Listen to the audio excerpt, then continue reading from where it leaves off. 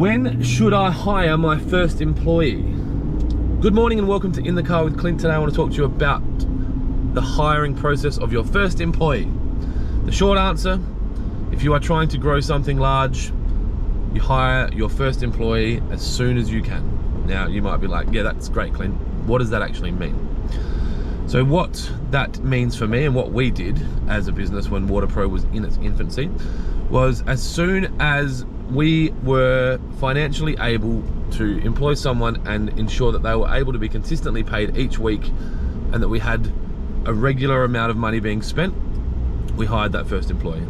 Now, I treat the sanctity of employment with extremely high regard, and for people that have worked in the Hectagon group, they'll be able to attest to the fact that during periods of famine or even during recent periods of high stress where a lot of business owners stood their staff down or fired their staff, I do not do that, right? We have a business that is seasonal, and so in winter you could, some irrigation shops would hire casuals and just drop them in winter, and I don't think that that serves your business long term. And if you want to have a strong team, you need to be able to maintain employment in the high periods and the low periods.